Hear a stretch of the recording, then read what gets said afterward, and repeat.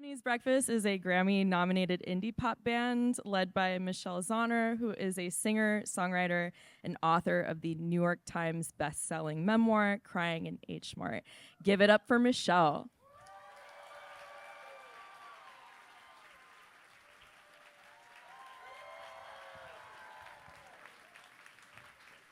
Thanks, Susie. Hey. What a night. What a night. First off, I want to congratulate you on releasing your record for Melancholy Brunettes and Sad Women. Thank you. It is dreamy, it is romantic, it is swooning. Can you explain the title and the concept behind this record? Yeah, I think my albums have slowly really felt like they have a relationship to the ones that came before it. And I feel sort of like if you spent the last week going out every night, the next week you might feel like you want to stay in.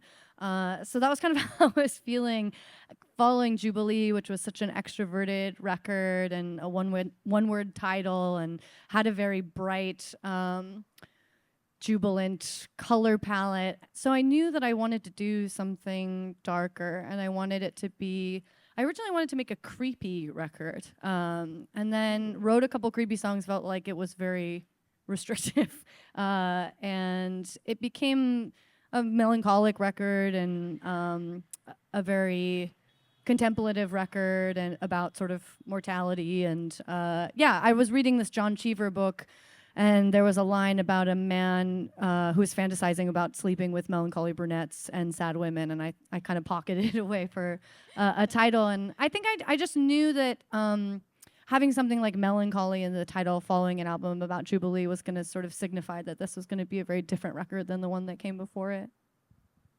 Yeah, it's got a lot of like when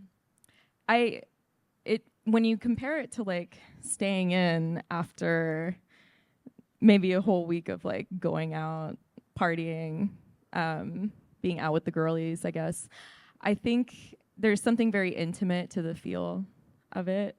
And the sound has like a much more orchestral sound. Like it is pretty big and expansive at times, especially because of the strings.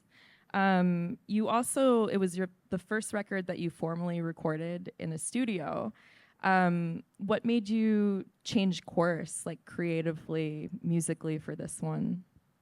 I think that it just sort of felt like an ace up my sleeve, where I had, I always feel bad because Craig Hendricks, who's our drummer and our music director who recorded the last two records with me and is playing with us tonight, we recorded the last two records in his studio, which is kind of like an upscale ish warehouse. That's generous. But it was exciting to record in a place that had heat for the first time.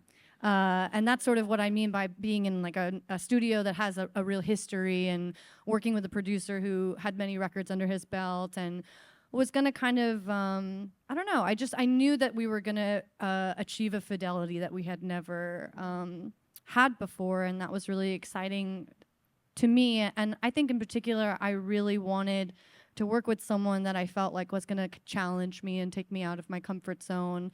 And yeah, it was a really beautiful experience.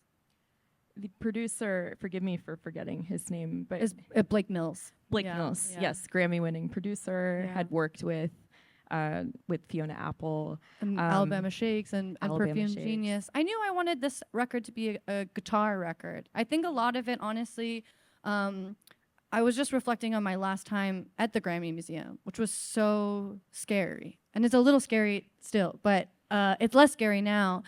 And I think that, the band got to be a much bigger thing than I ever anticipated. And I was feeling very shy about that. And a big part of it was, it was a very boisterous album. It had really big arrangements. There were horns and strings.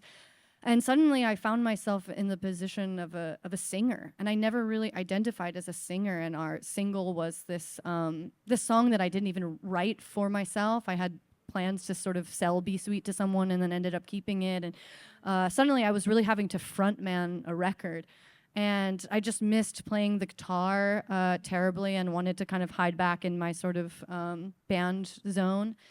And so I knew I wanted to work with someone who's just an incredible guitar player, and was going to lean into that direction. And I think that Blake Mills is one of the greatest guitar players of our time, and was really excited to just learn from him and see where he would take it.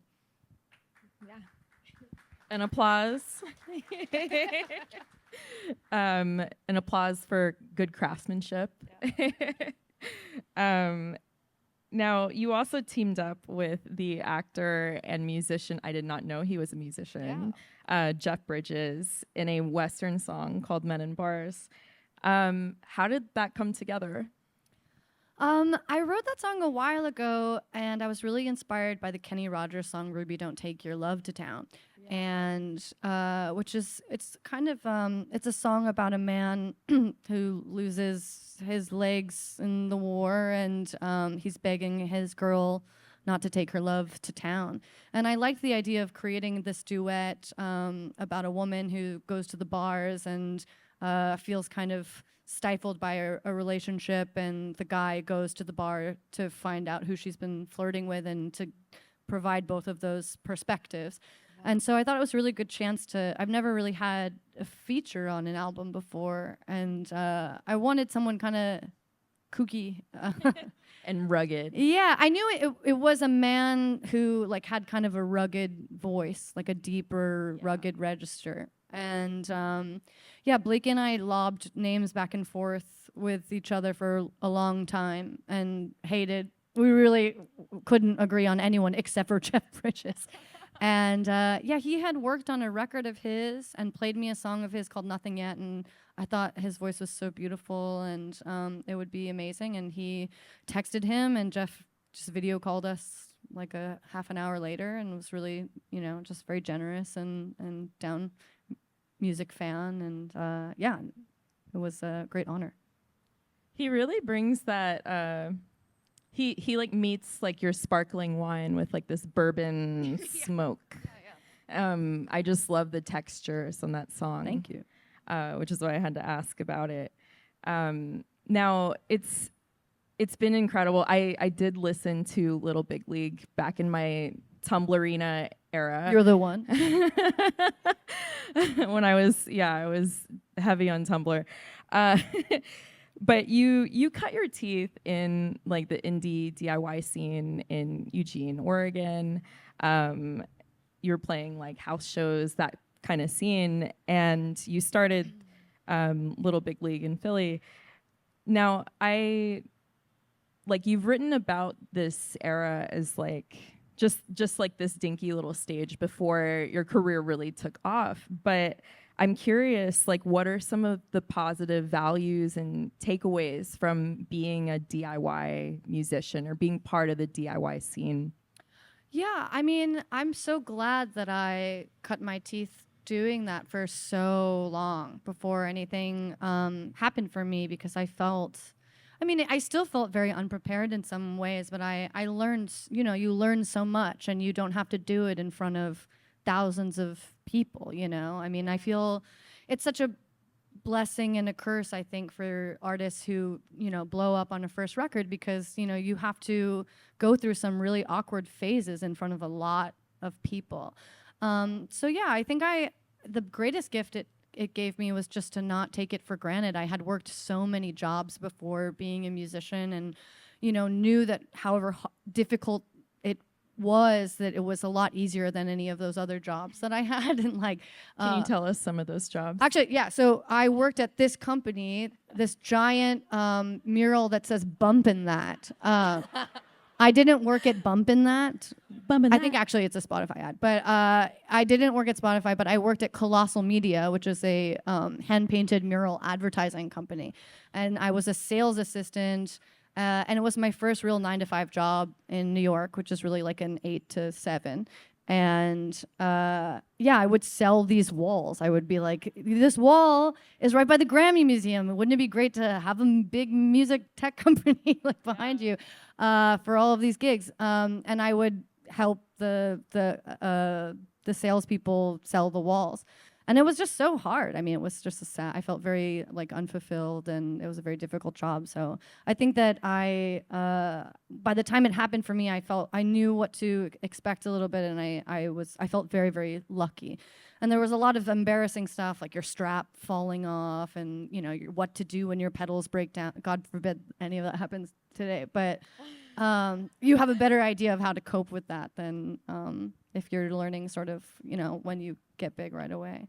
So yeah, I don't know. All of it, when it started working out for me, it felt really, I felt very, very lucky, and it made me really work very hard to maintain it. And I knew that it was something that could go away at any time, for better or for worse. Mm-hmm. It was, I feel like being in a DIY scene is like boot camp in a way. It's very humbling at times, but there's the community aspect of it that's really beautiful. Yeah, I think it's also just it's nice to work. I feel like my whole career has been a very slow climb. There was never any huge jump, so I felt very prepared in many ways when new things came. Like sometimes I see new bands and they're like on in-ears already, and I remember. That to me is just so wild. We're on Wedges tonight, and I just remember all of the little jumps and being very grateful every time like we went from sleeping on random people's couches to like the one Holiday Inn where everyone is sharing 2 beds. That's a major upgrade. It was, yeah. So you explored your complicated, however loving relationship with your late mother in your memoir, Crying in H Mart. And you've said before that its release didn't meet your expectations at first, but despite it being wildly successful.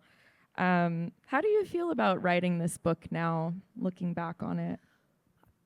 I don't know if I ever said that the release didn't. I mean, it was beyond my expectation. It was beyond. I wasn't like, this book should be bigger. I think maybe when I said that, I was saying it didn't meet my expectation. The writing didn't meet my expectations. Yeah, I think that I wanted to come off a lot smarter than I felt like I did at the end. But I think that anyone making something like there's a vision of yourself that you feel like you can achieve, and then you land somewhere around here. And when I finished the book after 5 years of working on it, I felt truly devastated that I had, failed my mother's memory, and that I, could have done a better job. And then I spent 9 months away from it, and I went in to read the audiobook over the course of 3 days. And that was the first time in 9 months I had reconfronted that material. And after reading it, I was like, that's pretty good. Like, okay. That's not as bad as I thought. Thank you. A round of applause. Yeah. So yeah, I mean, I was shocked that as many people were able to relate to it as they did, because it felt so niche and personal to me, and even the details that I thought no one would be able to even understand found its audience, and so I was very delighted with its reception, certainly. Yeah, I mean, the way that you described the feeling of being like, oh, the writing's not up to par for me, or like I could have been smarter. That is so classic, like child of immigrants. Yeah, I mean, I think it's anyone who like works hard. I mean, yes, for sure. But I think it's anyone who is working hard on something for a long time and loses perspective. I think of I saw an interview with George Saunders, who's I don't know if he's a child of immigrants, but I mean originally, but he. When I think of George Saunders, I think he's such a, he's critically acclaimed, massive appeal, very, very funny, very, very smart. And he hates the way that he writes, He wants to be like Stark Hemingway and write like manly stories. And I think you're just always longing to be something else. The plight of the perfectionist. Yeah. Yeah. Let's ride. You wrote all of these wisdoms that your mother shared, And I really absorbed one thing that you wrote early on in your book, where she said, "Always save 10% of yourself, no matter how much you love someone. You never give all of yourself." That's like such a immigrant mom wisdom that will stay with me. Has there been any one of her wisdoms that's kind of been in your head lately, or that you've been thinking about? It's like wear sunscreen all the time. Wear sunscreen. Yeah, I don't know. I think about her. I mean, for better, for worse, I think that my mom made me an incredibly suspicious person. And yeah, for me, that advice is just, don't trust a bitch. And I don't. I still Was your mom a Scorpio? I don't. She wasn't. She was an Aquarius, which I feel like fits. Yeah. And you're an Aries. I am, yeah. Give it up for the Aries. Now, spending the summers in your motherland is such an essential experience for a lot of kids of immigrants. And you did that growing up, and you would go with your mom. But you also, last year, you returned to live in South Korea for a year. What was it like living there as an independent adult? It was really beautiful. It was so healing in ways that I didn't even anticipate. It's interesting because I didn't grow up. So my second book is about learning the Korean language. Wow. And I went to Korea for a year to study the language and attend schools and be fully immersed and see if it's, if you're in your 30s, if it's too late, and if you dedicate yourself to just one thing and over the course of a year, what turns out of it. And yeah, it was such a tremendous experience, but it was also really healing because it was a gift to kind of get off the wheel for the treadmill for a year, to take a break from music and do something else for a change and take comfort in the fact or trust that my job was going to be there for me after it all. But yeah, I don't know. A lot of kids of immigrants maybe have a different experience from me, even having parents that are both from that country and growing up speaking this way. I speak to a lot of at least Korean Americans who say when they speak Korean, they almost feel like a younger version of themselves, or they're a little bit embarrassed because their language is limited by when they learned as kids. Yeah. But because I never really spoke Korean as a child, I actually felt almost like more womanly when I spoke in Korean. Yeah. Because I was actively choosing what I wanted to learn, sort of as a more fully formed human being. I was consciously making the choice to not take on certain filler words or learn certain slang and kind of curating my vocabulary in this specific way that's a more fully realized version of myself. And also because I was so limited by the language, for the first time people were having this perception of me as being a really good, reserved listener. And so I felt like I just couldn't say anything, and people were thinking I was really mysterious and quiet, and I've never felt those adjectives before. So yeah, I really enjoyed learning, finding that side of me and learning what that's like, and also really reckoning with what's important to say and learning how to not say everything that's on your mind. That's such a great point that you bring up. Speaking as a Latina who, I learned Spanish before English, but then stopped speaking it when I was 8. My vocabulary is super limited. Yeah. And picking it back up as an adult, I felt like my personality kind of changed in Spanish. I think it's very similar to what you described, because sometimes I'm just trying to process information. So people are like, "Oh, you're so quiet." I'm like, really? Yeah. I don't think so.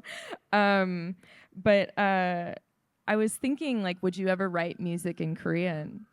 I actually wrote in Korean for the first time there's a Korean band called Silica Gel that is a Korean indie band, and they reached out to me about doing a feature. And I had just spent the year in Korea and wrote some very simple lyrics in Korean, and I have no idea. It's so uncomfortable because your lyrical sensibility is so different and removed, and what may seem really compelling and poignant to you is maybe not so smart in another language, and I'll have no idea. But yeah, I tried that for the first time, and it was really scary, but really fascinating. I found too, I tried to cover a few songs while I was in Korea, and found that the way that I sing is also a little, like, I'm not someone who sings with a lot of vibrato, and suddenly singing in Korean brought out that side of me, which was very strange. Yeah. Can we hear your song with Silica Gel? Like, is Yeah, it it's out? on. Yeah, it's on. Online. Awesome. Yeah. What were some of the covers that you did?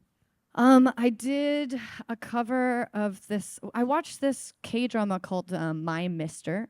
It's called Nae Ajashi, and there's this one song called 1,000,000 Roses that was originally like a Slavic cover, and it's been covered many times now. And so I did a song called 1,000,000 Roses, and then there is what's her name?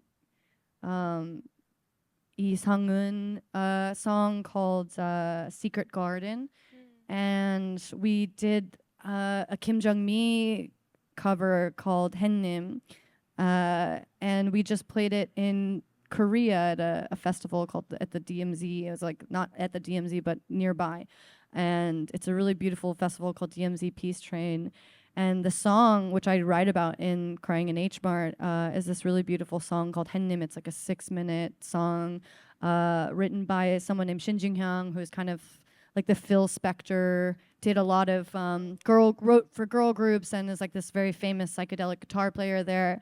And this woman named Kim Jung-mi sang this song called Hennim, which means like the sun.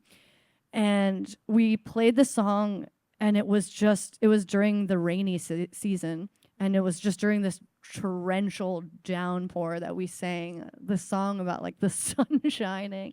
And the kids just started doing the most wholesome mosh pit I've ever seen, where they just, they all sort of like started playing patty cake and like backing up into a big circle. And then they all just like started running, and they weren't like pushing each other at all, but they were running in this wet circle. And it was just dumping rain. And I cried my eyes out. It was such a beautiful experience. Because in the center too, my aunt, my last remaining relative in Korea, my mom's older sister, is like in the front row just getting dumped on in a little plastic poncho, and a fan gave her a sign that read "Life is sad, but here is Japanese breakfast," and she was just she's just in the center like watching me and crying in the pouring rain. It was so beautiful, because I think one really bittersweet thing is our band didn't really start to get any recognition until after my mom passed away. So my mom never really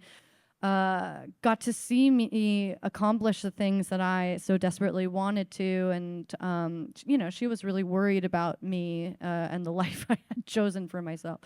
And I feel kind of like the closest way that she can see that is when my aunt is nearby. They look similar in some ways, and they have a lot of similar mannerisms, and obviously grew up with the same way. And so it's very comforting to get to be with her. I feel very precious about that relationship. It sounds so cinematic. It was lovely. Yeah. Yeah. That sounds like the kind of mosh pit I would really enjoy. Yeah. Not like the turnstile pepper spray mosh pit. Oh my cursed mosh pit.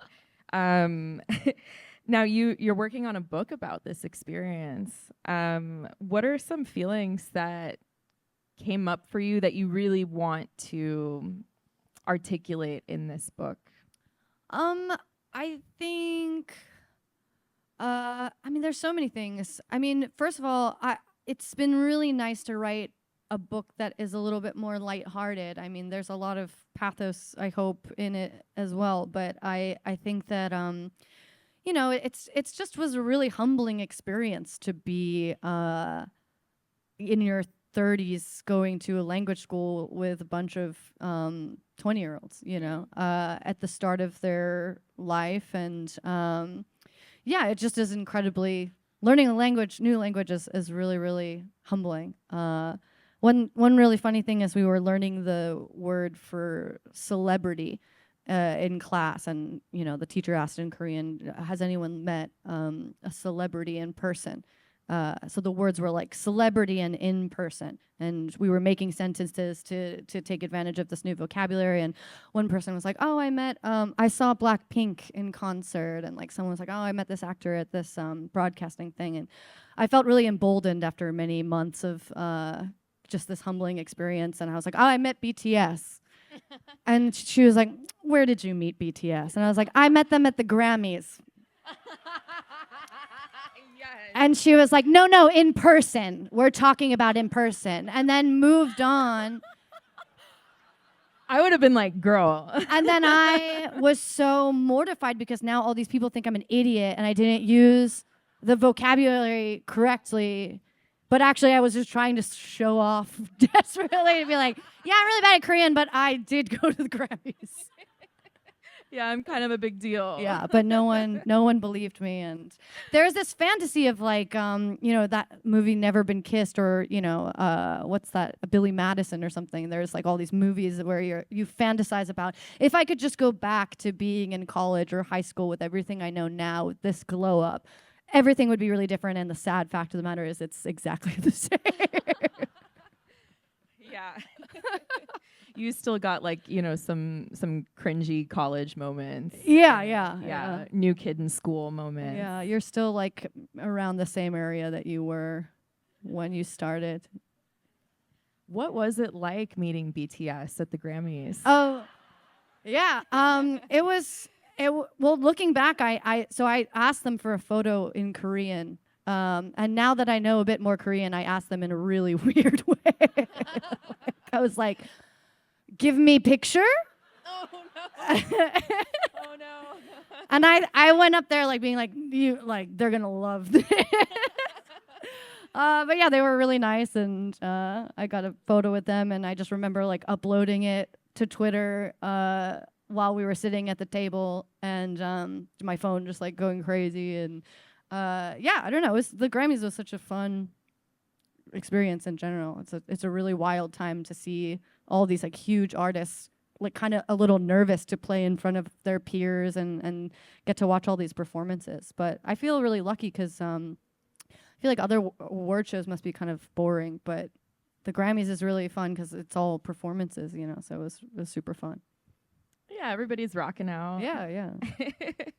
One question I just remembered to ask you is about the crossover between music and film for you, because your music, it's not just like a sonic language. You have like a lot of very like rich imagery in your music videos. Conceptually, they're really cool. And I think correct me if I'm wrong, but have you directed all your videos? Most of them, yeah, thanks. Yeah, most of them.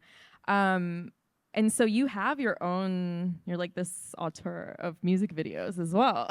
It's more about like saving money. That too. Yeah. You're not going to get 5% of this. Yeah, that's real. But can you talk about how like film, I mean, as an art form, but also maybe any like films that you really got into, especially with like this latest album and like the videos that went with it, like. Oh yeah, I think for Orlando in Love, which is one of my favorite videos that I've really ever directed, I love Sally Potter's Orlando. The song wasn't really inspired by that novel or that movie, but I just loved the aesthetic of that movie, and that was a big inspiration for that character, I feel like. And I loved Barry Lyndon, and I just really wanted to do lots of, I don't know, that whole palette was really lovely to me. I was really inspired by Edward Yang's Yi, and that was a huge inspiration for the Picture Window video, which we shot in Seoul. And I just really love the idea of like the way that he utilizes tableaus and really lingers on shots. And Yeah, I think that for me, I've just always directed music videos because I think it started with when I got this job, it just felt like an opportunity to use these opportunities as like resume builders in case this fell through, you know?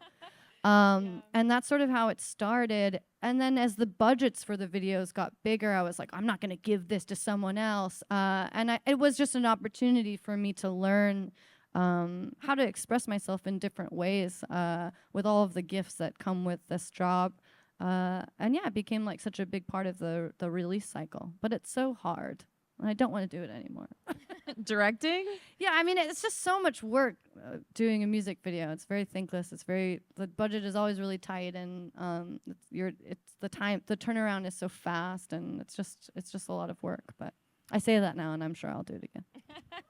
I can't wait to see, what else you have in store for us in the future. I mean, you're a musician, an author, a director. Are there any like talents that that we may not know about? No, that's pretty much it. That's pretty much it. That's all I got. Can't keep anything to myself. So, yeah. Thank you so much for having this conversation with me. Thank you, Susie. Give it up for Michelle Zahner. Susie. Thank you so much. Grammy nominee. We're manifesting. Now we're going to open up questions for the audience. So if you have any burning desire to ask, there will be people walking around with a microphone. There she is. All right. Hello. Hi. It seemed like folklore and mythology played a really specific role in this album over the other ones. I was just wondering if that was a conscious decision and what really shaped that aspect of the album. Thank you so much. That's a really great question. I think I was really inspired by these Ribera paintings I saw at the Prado about the Four Furies, and I think a lot of this record, to be honest, is about people being punished for lacking balance in their life or succumbing to some kind of temptation or desire.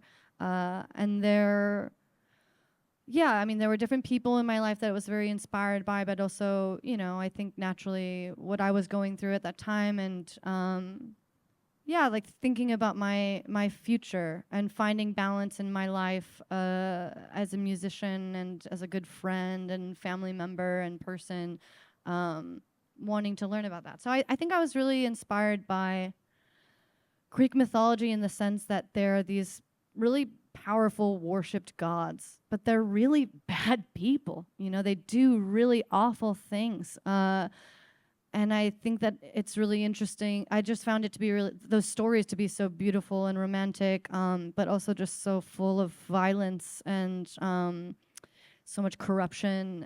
And yet they're not moral. Like, we're not necessarily supposed to take away specific moral lessons from them. They're just stories about people committing, acts of vengeance and desire, and, there are sometimes consequences and sometimes there aren't. And I think I liked the idea of sharing a bunch of sort of portraits about people doing bad things and either dealing with the consequences or missing something from their life as a result.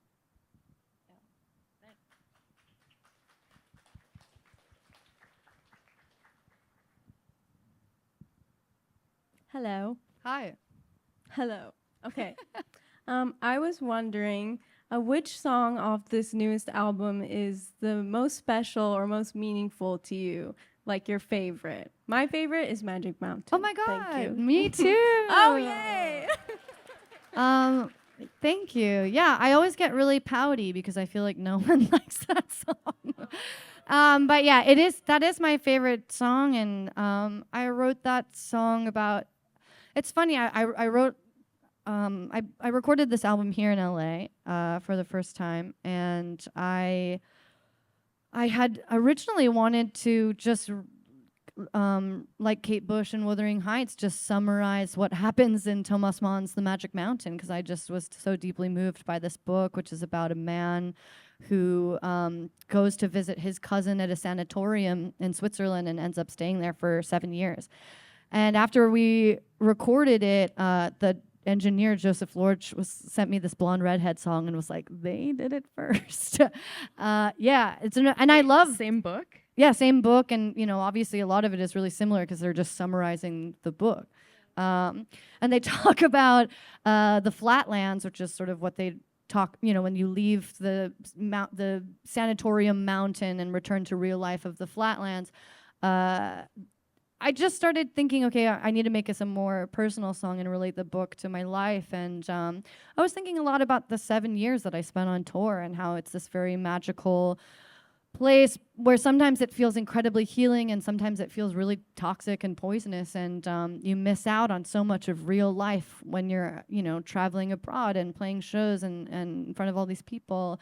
You have friends that pass away, you miss weddings, people develop relationships without you.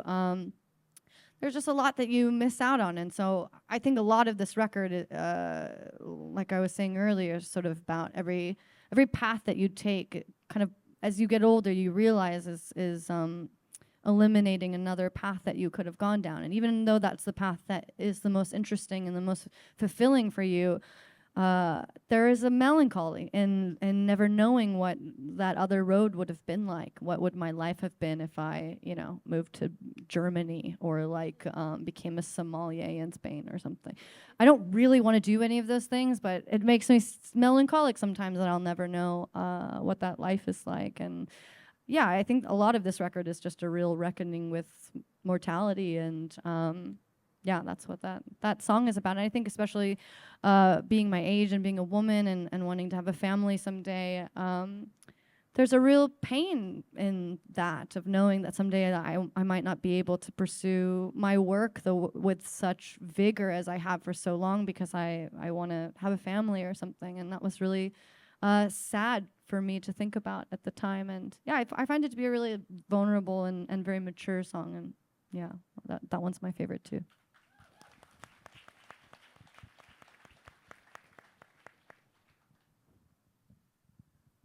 She's coming around with the microphone. This is great. I could do this all night. Yeah.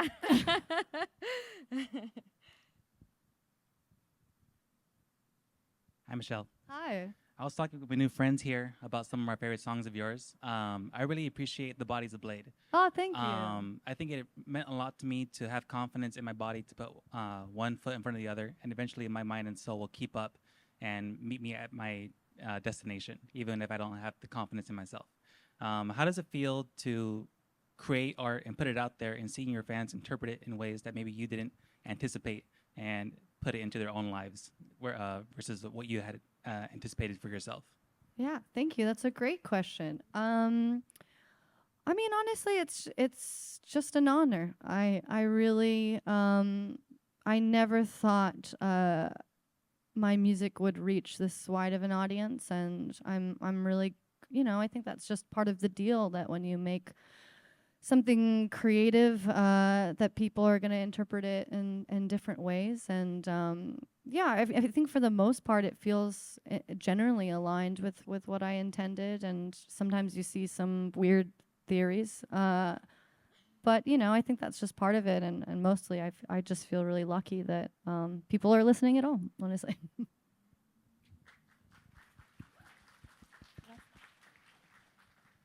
Hi, Michelle. I love you so much. This is, oh my God. I went to your concert 2 years ago, and I was just like in Walt Disney Hall. Anyways, my question is, I really love your song, Paprika.